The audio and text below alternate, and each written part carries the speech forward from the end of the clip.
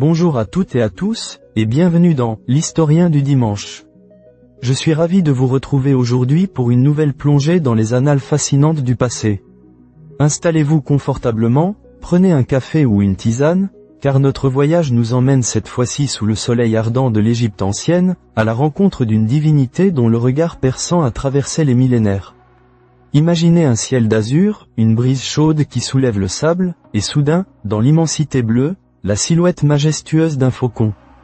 Il plane, souverain, observant le monde d'en haut. Ce faucon, mes amis, n'est pas un simple oiseau, mais la représentation la plus emblématique de notre sujet du jour, Horus, le dieu du ciel et de la royauté. Horus, son nom seul évoque une puissance et une noblesse immémoriales. C'est l'une des figures les plus anciennes et les plus importantes du panthéon égyptien, un dieu aux multiples facettes, dont l'histoire est un véritable roman d'aventure, de trahison, de quêtes épiques et de triomphes éclatants. Souvent représenté avec une tête de faucon, surmontée de la double couronne d'Égypte, il est le garant de l'ordre cosmique, le protecteur des pharaons, et l'incarnation de la légitimité.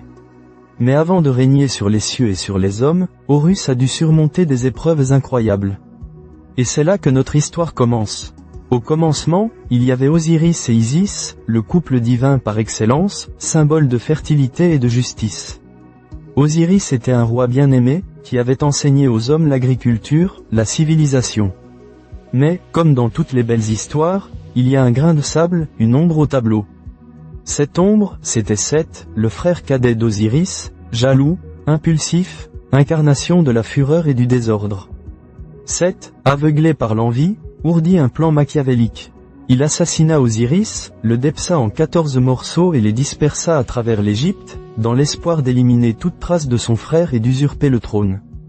Une tragédie cosmique venait de frapper le monde. Mais Isis, oh, Isis, l'épouse aimante et la mère courageuse, ne s'avoua pas vaincue. Avec une détermination sans faille, elle partit à la recherche des fragments de son époux, traversant monts et déserts, sillonnant les berges du Nil, invoquant sa magie puissante. Elle finit par rassembler presque tous les morceaux, sauf un, hélas, et, grâce à ses pouvoirs, elle parvint à reconstituer le corps d'Osiris. Et là, dans un acte d'amour et de sorcellerie absolument époustouflant, elle insuffla la vie à son époux le temps d'une union fugace, d'où fut conçu un enfant. Cet enfant, c'est notre Horus. C'est ainsi qu'Horus vint au monde, dans le secret et le danger, sur l'île de Chémi, au milieu des papyrus du delta du Nil. Isis le cacha là, loin des yeux de Seth, qui aurait sûrement cherché à l'éliminer dès sa naissance. Pour Isis, Horus était bien plus qu'un fils. Il était l'héritier légitime d'Osiris, le seul à pouvoir venger son père et restaurer l'ordre dans le monde. Il était l'espoir, la promesse d'une nouvelle ère. Les années qui suivirent furent une période de grande vulnérabilité pour le jeune Horus, qu'on appelle parfois Harpocrate, Horus l'enfant. Imaginez ce petit dieu, fragile, élevé dans les marais, sous la protection constante de sa mère. Mais même là, les dangers étaient partout. Scorpions venimeux, serpents traîtres, maladies. Plusieurs mythes racontent comment le jeune Horus fut piqué par un scorpion, empoisonné, et comment Isis, désespérée, implora l'aide des autres dieux. Thoth, le dieu de la sagesse, intervint avec sa magie, récitant des formules puissantes pour guérir l'enfant divin. Ces récits sont d'une beauté poignante, ils montrent la puissance de l'amour maternel, mais aussi l'importance de la communauté des dieux pour protéger celui qui deviendrait le garant de l'équilibre. Ces épreuves de l'enfance sont cruciales, car elles forgent le caractère d'Horus. Elles lui donnent une compréhension intime des souffrances et des dangers du monde, ce qui fera de lui un roi juste et protecteur, capable de se battre pour les siens. Et c'est précisément ce qu'il fit. Car Horus grandit, et avec lui grandit la soif de justice et de vengeance. Le moment vint où il ne put plus rester caché. L'Égypte était sous le joug tyrannique de Seth, qui avait usurpé le trône, et le chaos menaçait de tout engloutir. Horus, maintenant un jeune dieu puissant, devait se dresser contre son oncle. Ce fut l'une des confrontations les plus légendaires et les plus durables de la mythologie égyptienne, un conflit qui a duré des décennies, voire des siècles, selon les versions des mythes. Les deux antagonistes se sont affrontés dans une série d'épreuves plus rocambolesques les unes que les autres. Des batailles physiques féroces, des duels de sorcellerie, des joutes oratoires devant le tribunal des dieux, l'Énéade, présidé par Rê lui-même. Seth, avec sa force brute, sa ruse et son tempérament colérique, mettait Horus à rude épreuve. Il n'hésita pas à le mutiler. Dans l'un des épisodes les plus célèbres, Seth arracha l'œil gauche d'Horus, le coupant en morceaux avant de le jeter au loin. Un acte terrible qui aurait pu anéantir notre héros. Mais encore une fois, Thoth intervint. Le dieu de la sagesse et de la guérison reconstitua l'œil d'Horus, qui fut ensuite appelé l'œil Udjat, ou œil d'Horus.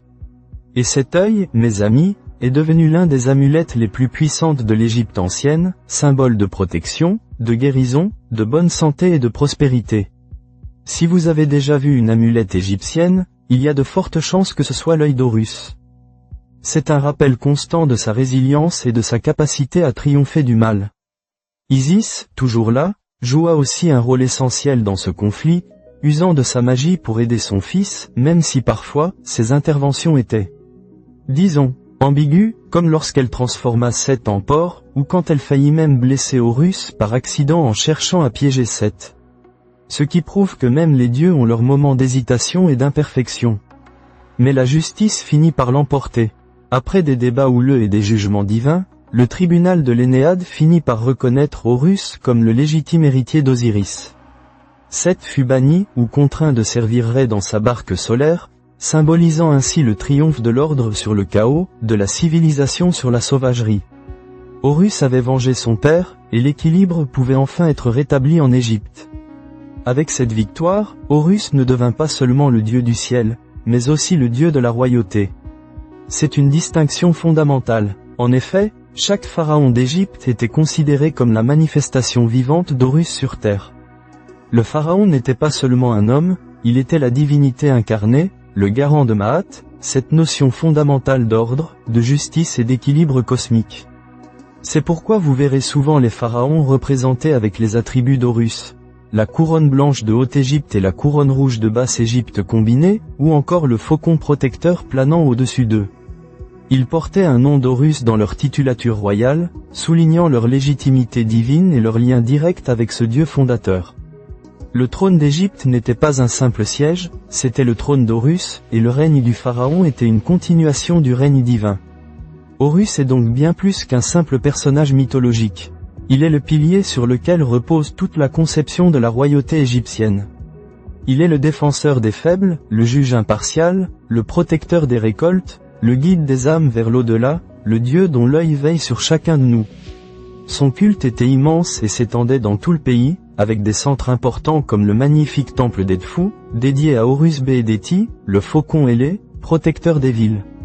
Alors, la prochaine fois que vous verrez une image d'un pharaon ou d'un faucon dans un documentaire, ou même juste une figurine stylisée, ayez une pensée pour Horus.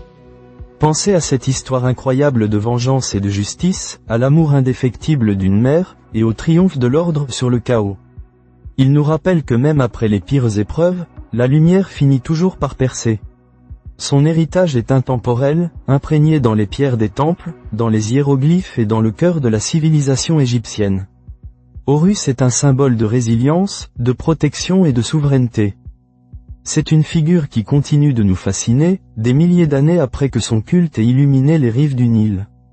Voilà, mes amis, j'espère que ce voyage au cœur de la mythologie égyptienne, sur les traces d'Horus, vous a autant captivé que moi. N'hésitez pas à partager vos réflexions et vos impressions. Je vous donne rendez-vous la semaine prochaine pour une nouvelle exploration de l'histoire, toujours avec ce même plaisir de raconter et de découvrir ensemble. D'ici là, portez-vous bien et gardez l'œil d'Horus sur votre semaine. À très bientôt dans l'Historien du dimanche.